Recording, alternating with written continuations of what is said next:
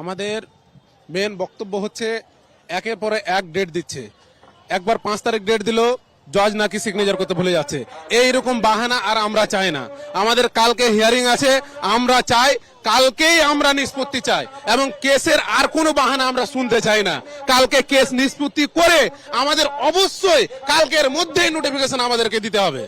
যদি নোটিফিকেশন না দেয়, আজকে তো যা আন্দোলন দেখছেন এর চাইতে বড় কালকে আবার আন্দোলন নামবো। যতক্ষণ পর্যন্ত আমাদের নোটিফিকেশন না দেওয়া হবে, আমরা এই কলকাতার বুক ছেড়ে আমরা যাচ্ছি না।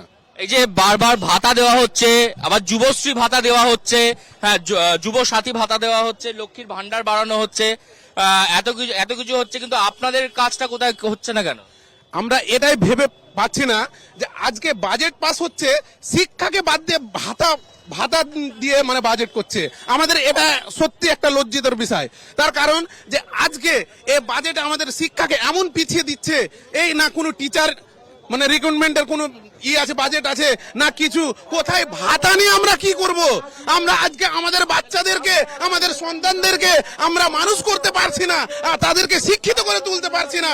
আজকে স্কুল, অনেক স্কুলের টিচার ফাঁকা রয়েছে, তারা আসছে, ক্লাস হচ্ছে না।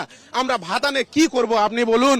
আমরা 1500 টাকা নিয়ে যদি আমাদের সংসার চলতো, তাহলে আজকে এই রাজপথে, কলকাতার রাজপথে একদিন নয় 2 দিন নয়, এভাবে আমরা 1 দিন 2 দিন 3 দিন 4 দিন এইভাবে আন্দোলন করেই যাচ্ছি। কিন্তু মাননীয়কে আমাদের প্রতি একটুকু সহানুভূতি করছেন না। আমরা এটাই বলতে চাই, আপনি অবশ্যই আপনার এজির মাধ্যমে হোক, যারই মাধ্যমে হোক, কালকে আপনি কেস নিষ্পত্তি করুন। নিষ্পত্তি করার পরে তা অবশ্যই কালকে নোটিফিকেশন করুন। কারণ আমরা ভুল করিনি, ভুল করেছেন আপনি, আপনার কমিশন ভুল করেছে। আর এই কমিশনের দায়িত্বে আপনি আছেন, এই সংখ্যালঘুর মাদ্রাসা সার্ভিস কমিশনের আপনি দায়িত্বে আপনি আছেন। অবশ্যই আপনাকে এটা দেখতেই হবে। একেবারে যেমনটা দেখা যাচ্ছে যে এই যে মিছিল কিন্তু একেবারে শুরু হয়েছে, এবং কিন্তু মিছিলে একদম পুরুষ থেকে শুরু করে মহিলা সমস্ত মানুষজন তারা এখানে রয়েছেন, এবং অ্যারবিক এবং অ্যাডভান্স অ্যারবিক যে ভাষা, সেই ভাষার কিন্তু কোন রকম তাদের শিক্ষক নিয়োগ এগুলোর বা রেজাল্ট নিষ্পত্তি সেগুলো এখনো পর্যন্ত হয়নি। সেই কারণে কিন্তু দীর্ঘ সময় ধরে কিন্তু একেবারে দেখা গেছে যে মাদ্রাসার যারা শিক্ষক রয়েছে তারা কিন্তু পথে নেমেছেন, এবং পথে নেমে তারা আন্দোলনে সামিল হয়েছেন, এবং সেই আন্দোলন কিন্তু আজও চলছে। আগামীকাল রয়েছে কিন্তু শুনানি, এবং সেই শুনানি দ্রুততম নিষ্পত্তি চাইছেন এই সমস্ত মাদ্রাসার আন্দোলনকারী শিক্ষকরা।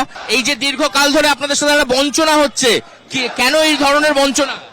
আমাদের নিয়োগটা ভোটের আগে খুব তাড়াতাড়ি দিতে হবে, আর যদি না দেওয়া হয়, এরা যারা আছে প্রত্যেকে এক একটা মসজিদের ইমাম, প্রত্যেকের পিছনে 1000 জন নামাজ পড়ে, আর মুসলিম ভোট ব্যাংক যেদিকে যাবে সেদিকেই সাধারণত গদি থাকে।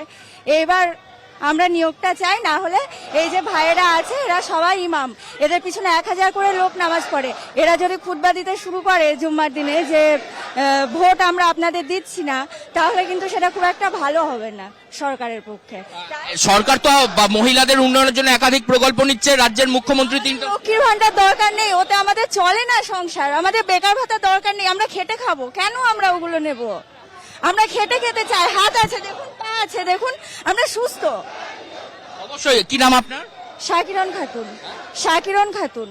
শাকির, আপনি কি পরীক্ষার্থী ছিলেন? অবশ্যই পরীক্ষার্থী ছিলাম। একেবারে একজন পরীক্ষার্থী, তিনি পরীক্ষায় উত্তীর্ণ হয়েছেন। তিনি বলছেন যে আমাদের হাত আছে, পা আছে, আমরা খেটে খেতে পারি, আমাদের কোন রকম ভাবে ভাতা দরকার নেই, বরঞ্চ যেটা দরকার নিয়োগ দরকার। আরো একজনের সাথে কথা বলবো।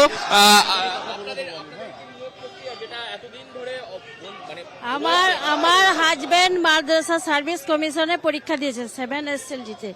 তো এতদিন যে নিয়োগ হচ্ছে না, এটা তো দাবি চাই, এই জন্য এসেছি। এটা দিতেই হবে ভোটের আগে।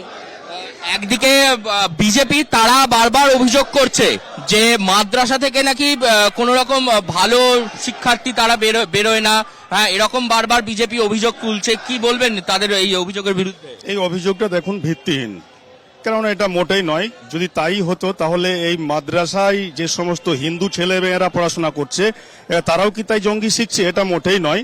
এটা শুধুমাত্র একটা প্ররোচনা বা ভুল বার্তা, তাছাড়া আমি আর কিছু মনে করি না। অগ্নিমিত্রা পাল বিজেপি নেত্রী, তিনি এরকম একবারে জনসমক্ষে এই ধরনের মন্তব্য করছিলেন। বলতে পারবো না, উনি ওটা পার্সোনাল ম্যাটার, সেভাবে উনি বলতেই পারেন, কিন্তু আমি মনে করব যে ওনার গোটাটা জানা নেই ঠিক মতো, যে মাদ্রাসায় কি পড়াশোনা হয় সেটা হয়তো ওনার জানা নেই বলে উনি বলেছেন এই কথা।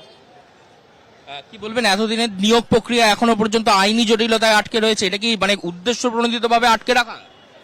দেখুন, তেমনটা একমাত্র কমিশনার বলতে পারবে এবং যারা আমাদের বর্তমান সরকার রয়েছে ওনারাই বলতে পারবেন। তবে আমরা এতটুকুই ওনাদের কাছে দাবি জানাতে পারি যে আইনি জটিলতা কাটিয়ে যত দ্রুত হয় সম্ভব হয় আমাদের এই নিয়োগটা দেওয়া হোক।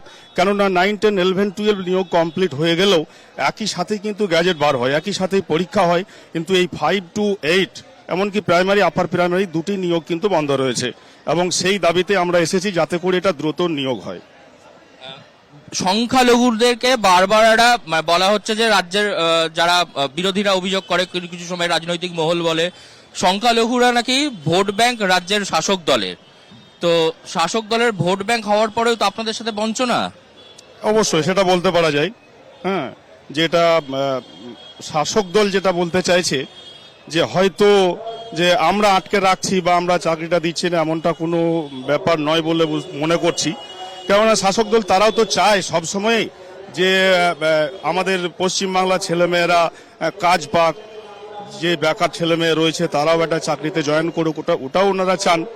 হ্যাঁ, এর বাইরে আর কিছু আমি মনে করি না। অবশ্যই দেখো, একেবারে যদি এই চিত্রটা দেখাই, কিন্তু আস্তে আস্তে যে মিছিলের যে তেজ, সেই মিছিলের তেজ কিন্তু বাড়ছে।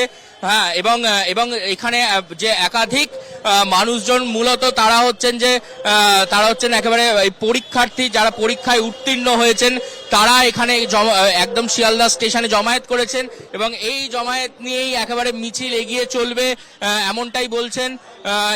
এবং এই যে মিছিলের সামনে থেকেই কিন্তু একবারে মিছিলের নেতৃত্ব দিচ্ছেন সমস্ত এসএলএসটি পরীক্ষার্থীরা,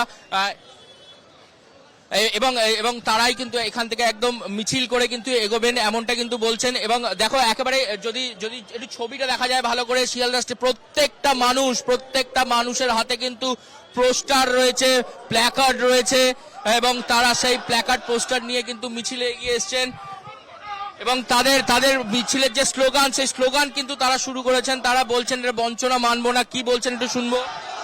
জবাব চাই, জবাব দাও, জবাব তোমায় দিতে হবে, জবাব তোমায় দিতে হবে, প্রতিদ্বন্দ্বী নিয়মে নিয়োগ চাই, প্রতিদ্বন্দ্বী নিয়মে নিয়োগ চাই, আমি এবং বিরোধীর প্রতি বঞ্চনা মানছি না, মানবো না, আমি এবং বিরোধীর প্রতি বঞ্চনা মানছি না, মানবো না, 3 বছর অতিবাহিত হলো নিয়োগ প্রক্রিয়া, বিভিন্ন কমিশন তুমি জবাব দাও।